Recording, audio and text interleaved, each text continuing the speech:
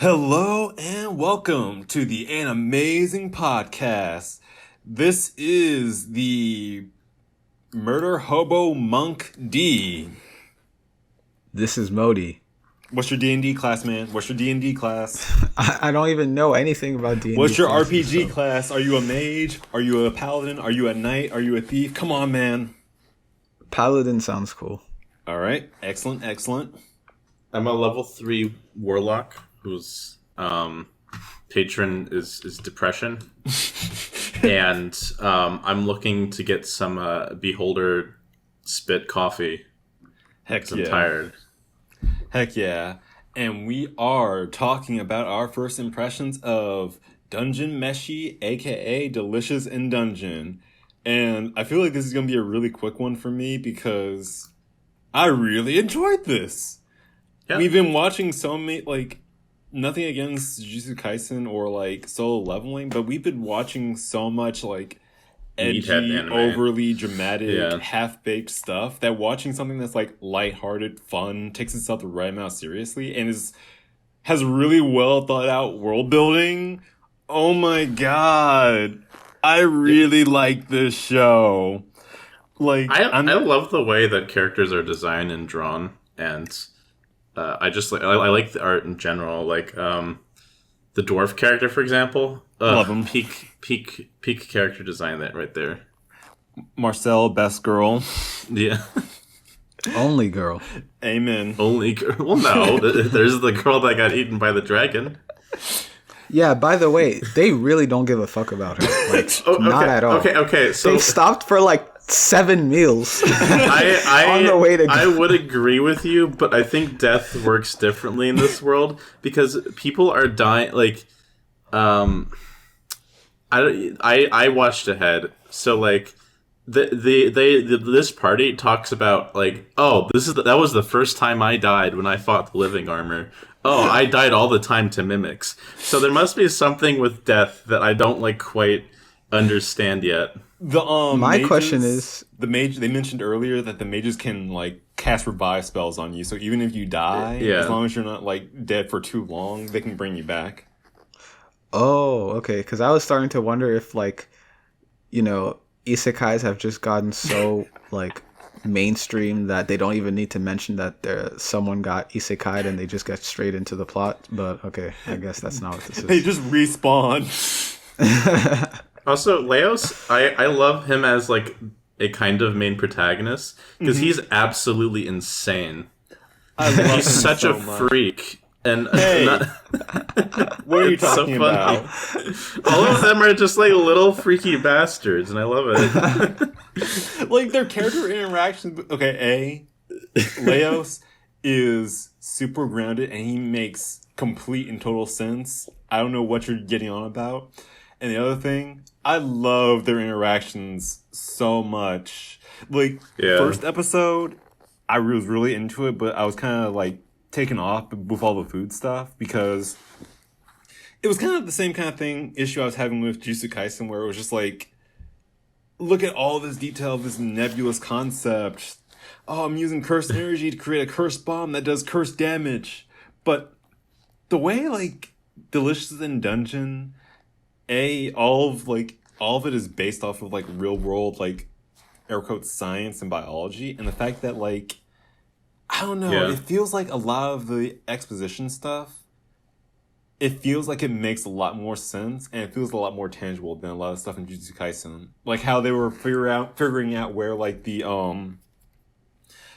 giant bats were because of all the dung on the entrances to like the caves and everything was really great. The fact that they beat the chicken snake thing by like diverting the attention from both its heads to distract it was all like really well thought out and really well executed. And I don't know, I just love how much detail they put into like the cooking and everything. Even though I'm not into like food all that much, I don't know, I got sucked into the whole like process of it.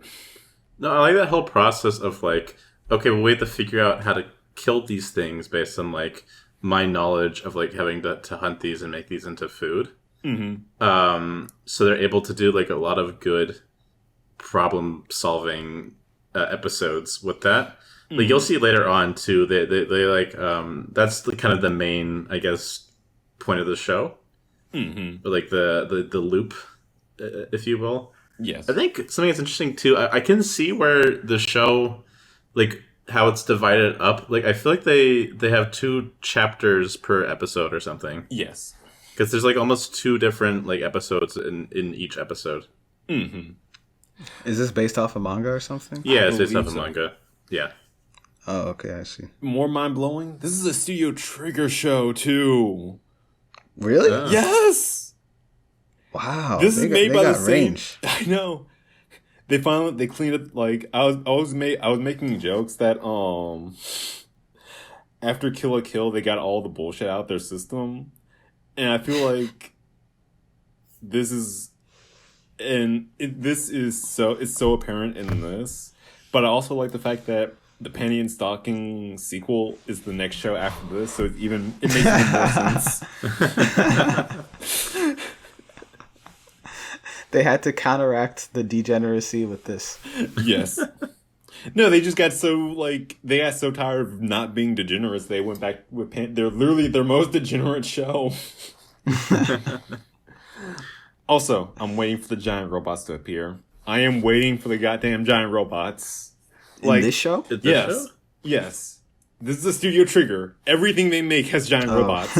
Their Harry Potter parody show had giant robots in it. The magical show about witch girls going to magic school had freaking giant transforming robots. So there has to be giant robots in this. What if there isn't in the manga? I bet it wouldn't matter. I bet like Trigger has to put it in their contracts that if you want us to animate your show, we have to be allowed to do. How giant much robots somewhere does in living armor count as a giant robot? Depends how big it is. It has to be at least twice the size of a human being. Oh, okay. Well, Also, Really? That's it? yeah. That's what's giant? Considered giant? Yep. Wow, okay. It has to be The bar is low. It has to be at least around the size of something from not Gurren Lagann, Code Geass. Okay. So it has to be bigger, at least bigger than a car. Also, Wow. I like the fact. I always like this. I always appreciate when shows can really establish what the goal of like the arc is very early on, like i.e. the first episode. yeah. But at the same time, I'm wondering. I can't tell if this is like one of the shows where there are multiple distinct arcs to it, a la Dragon Ball Z or a la Naruto, or if it's something like Attack on Titan or Dr. Stone, where they establish a goal and they spend like hundreds of chapters trying to pursue it. Like, Hey, that dragon it takes a long time to digest. I'm picturing. I feel like this show could easily like. I go to check out the manga and they're like on chapter 1000 or something, and they're almost like halfway to the dragon. That would be funny.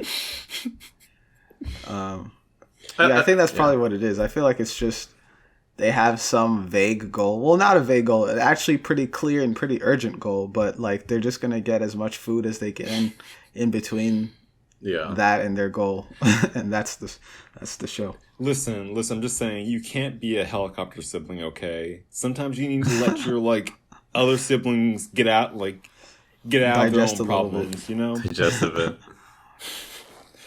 Listen, if they don't solve their own problems, they won't learn, okay? I'll say this too. I really like how this because we watched Solo Leveling last time, and I was talking about how generic like this type of fantasy stuff are. This show does a great job of like taking typical fantasy tropes and like making them more interesting. Yes. Or adding their own spin to it. Yes, because it isn't like it's not just generic anime art style, and it's not. Yeah. It's very D&D-y, but for some reason, there's such a unique spin on it that it doesn't feel generic. And again, all of it is really well thought out, and a lot of it is explaining stuff you never would really think about, but makes sense when you do think about it. Yeah. I feel like I would describe the show in the same way as you guys, but in a cynical, like the cynical version of that, which is like for me, I feel like this show is like, you know how when you listen to a certain type of music so much and you go really in depth, and like it gets to a point where you just need to be listening to like weirder and weirder things. Yes. I feel like that's what it is with this whole genre. It's that like they've just dug so deep and done literally everything under the sun that the only thing left is to make it about like the food in the dungeon. Like that's how I feel about it. You see, if this was labeled as an isekai, mine like I would have been turned off of this so immediately hard. And I don't know if it's the fact that we just watched Solo Leveling prior to this that's also making me really enjoy this a lot more. I feel like at this point, it's like they realize that people don't really care as much about the isekai aspect, and they care more about the setting. So they're like, okay, who needs the whole isekai pretense?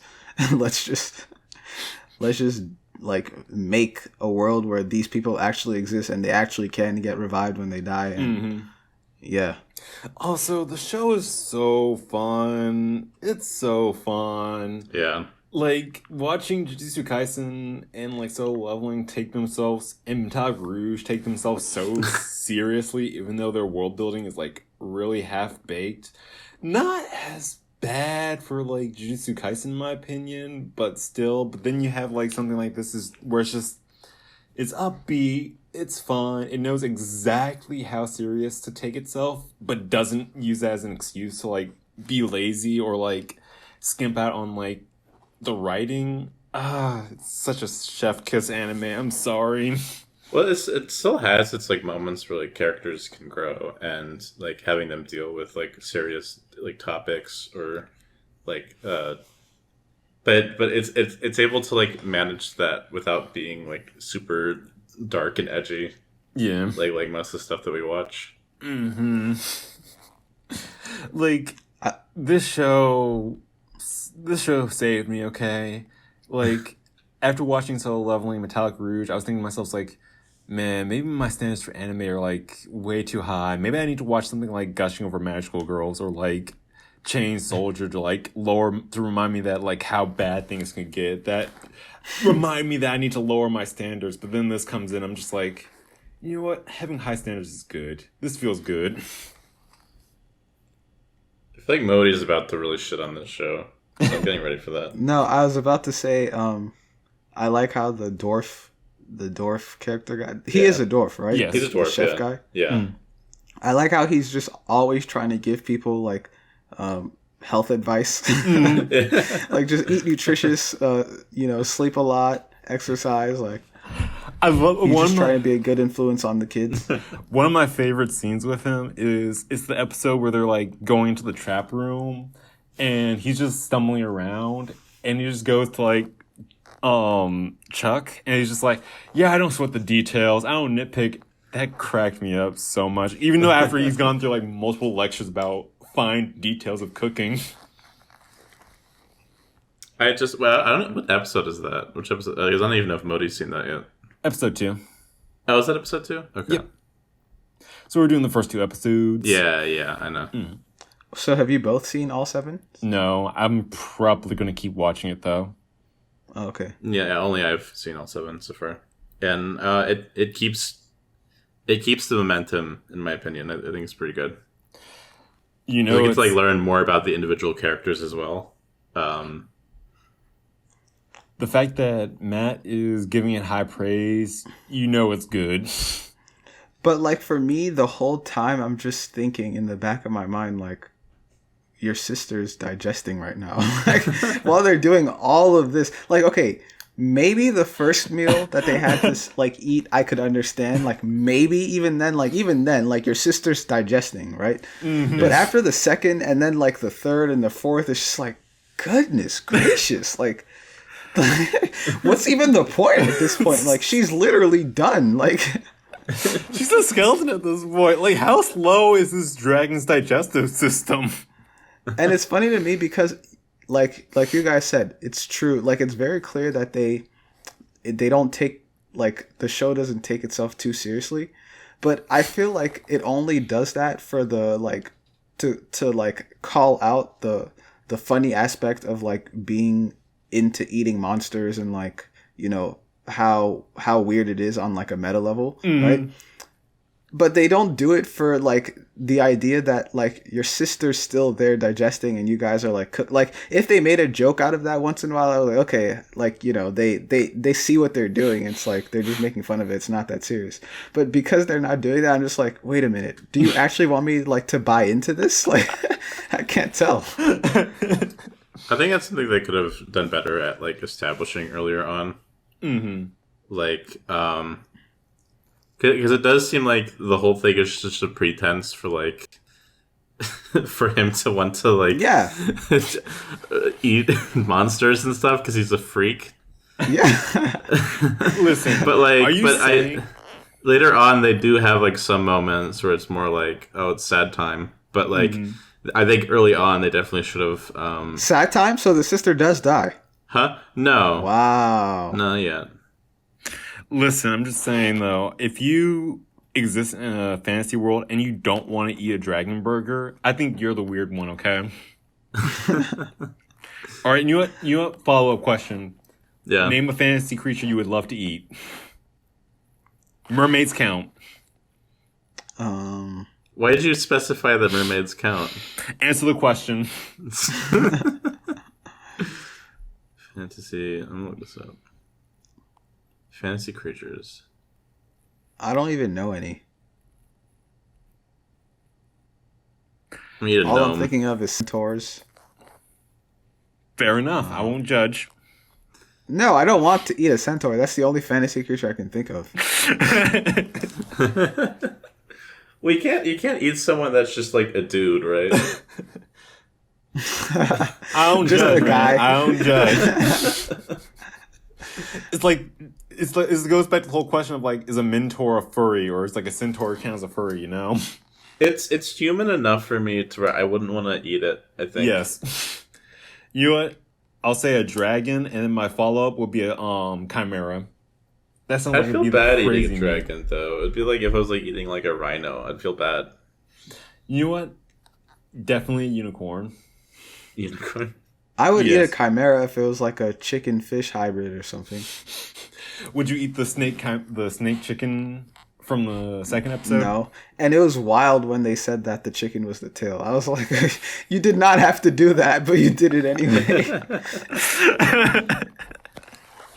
That's like little pieces of weird world building that I really appreciate too. Yeah. Yeah, I think it's good that it knows, like, it clearly knows how ridiculous it is. Like, in episode, like, when I watched episode 1, I was like, wow, this show's really boring. But, like, by the time it got to episode 2, I was kind of having, like, a turning moment at the same time as Marcel. Like, there was this scene where she eats the fruit pie thing that he made. Yeah. And he's like, oh, you like it, huh? And I was like, because at that moment, too, I was like, huh, that fruit pie actually looks kind of good. And, like, I was starting to, like, buy into the show. So it's like, they're kind of, like, you know, aware of it, I guess. Yeah. Also, I love the whole Mandrake scene of her just going, like, just getting mind crushed by the freaking vegetable. Yeah. Their eyes are all fucked up, yeah. Yeah, like Dirt Marcel. like this is such a non-trigger show, but it's done so gosh dang well. In a way, I can kind of feel its triggerness because it is kind of weird. Honestly, though, because like there's a lot of like trigger animation trademarks that aren't really in this, which is weird. Like the use of like crazy limited animation, the over-the-top fight scenes and everything. Does Trigger also do the head thing, or is that another studio? The head tilt? I don't think that's Trigger. Oh, okay. All right. Yeah. I mean, a part of it might be because, like, I know the manga is pretty... People say it's pretty good. Mm-hmm. So they might be, like, playing that pretty straight. Yeah. Trigger's been just getting really chill on us. And I can't tell if I like it or not.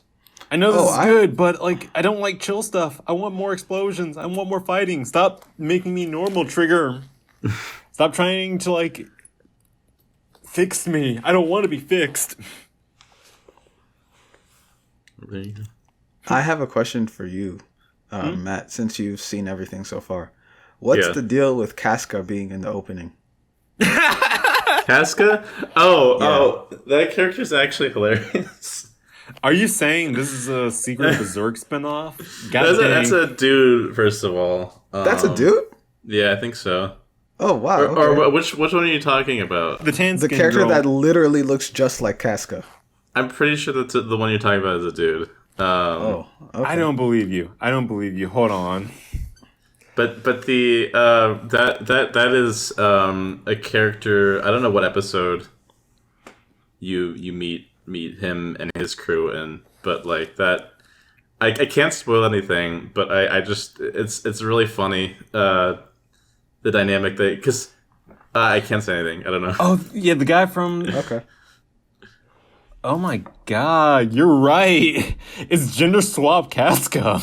So it's a man?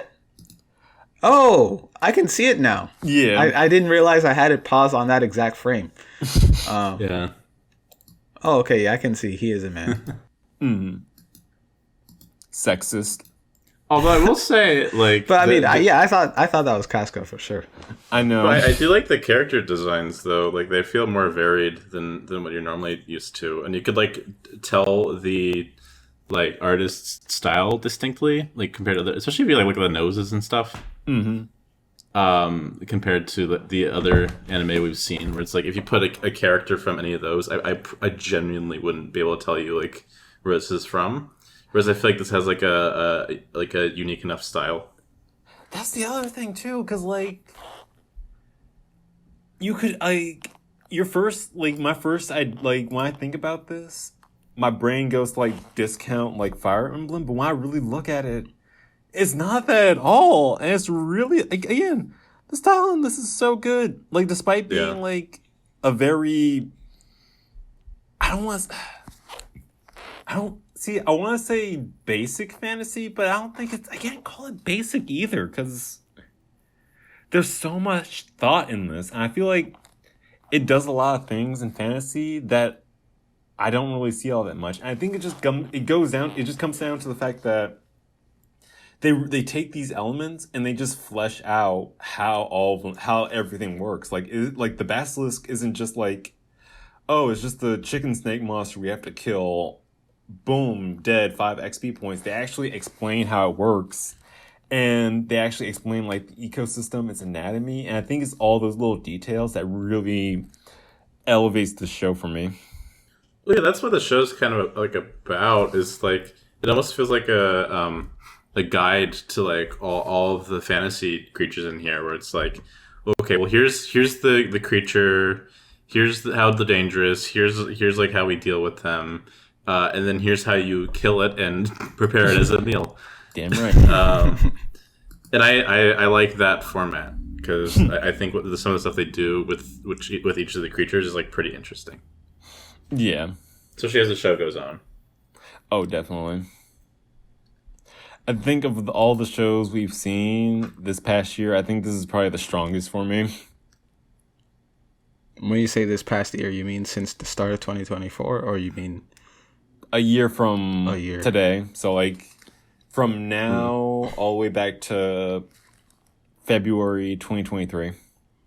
What were we watching at that time? Was it Trigun? Yes. Okay, yeah, I can see why you would say that. Wait, even more than Jujutsu though? I kind of like this more than Jujutsu. Wow. Damn, I didn't expect you to like this, D, as much as I did. I don't know, because I think it's such a nice change of pace from what we were originally watching. And the fact that, like, yeah, it's just, it feels so well done, in my opinion. It is.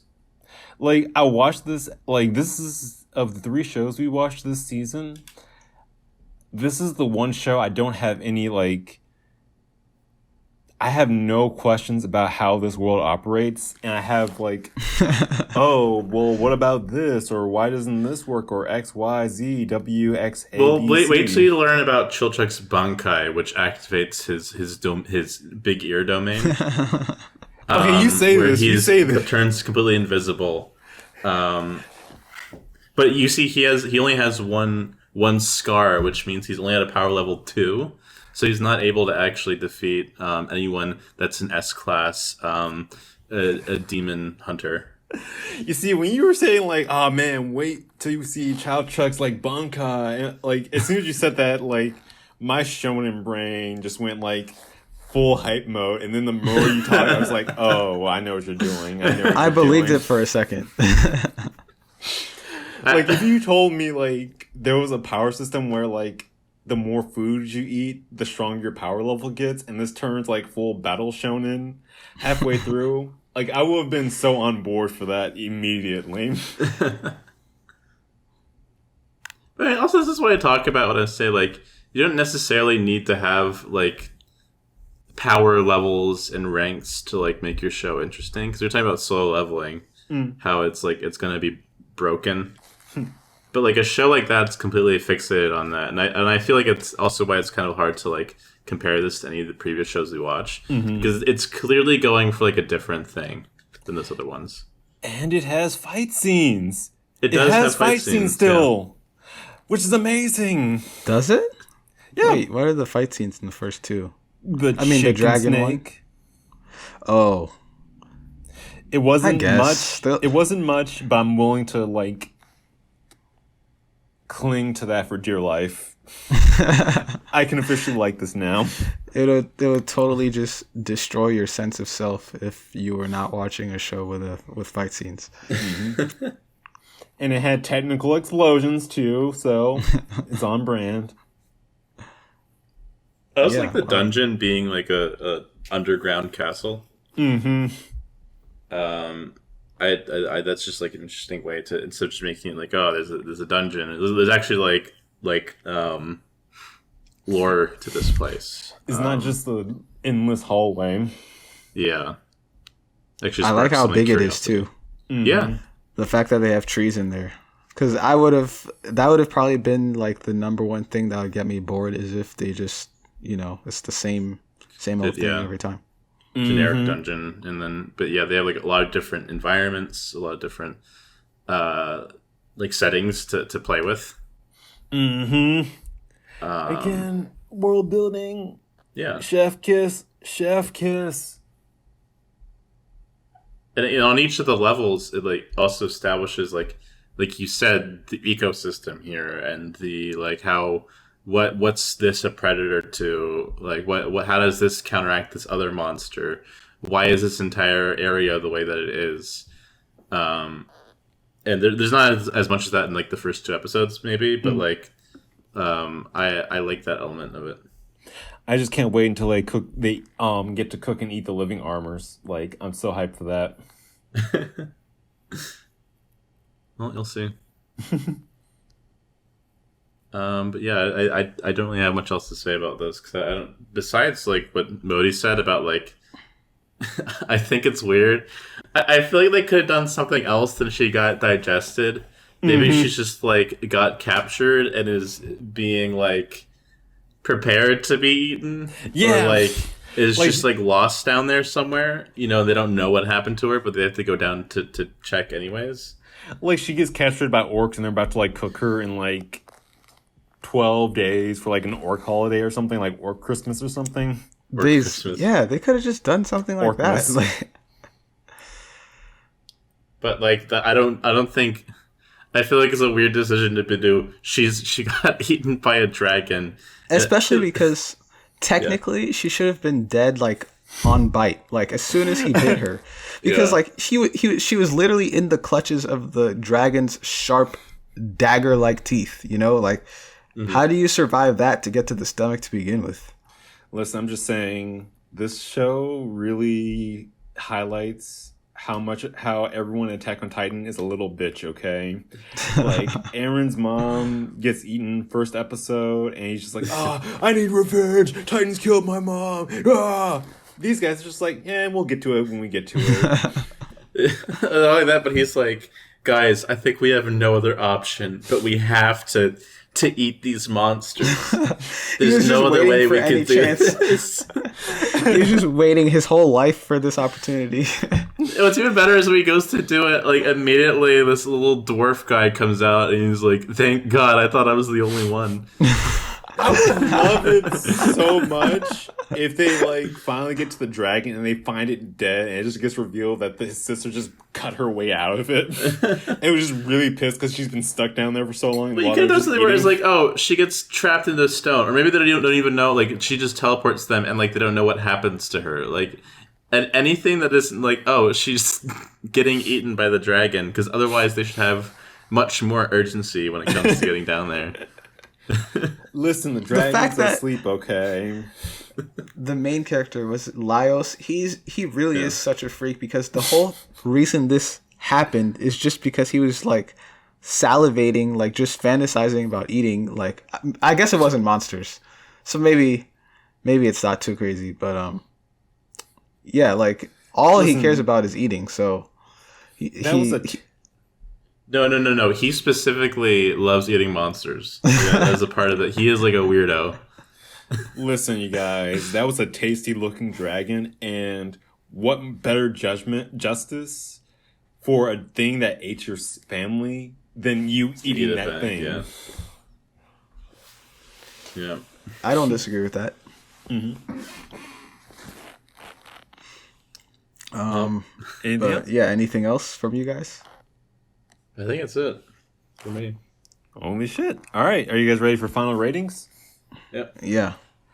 All right. I am going to give it... This is going to be rough. This is going to be really rough. I am going to say... My knee-jerk reaction is to give this a 9 out of 10.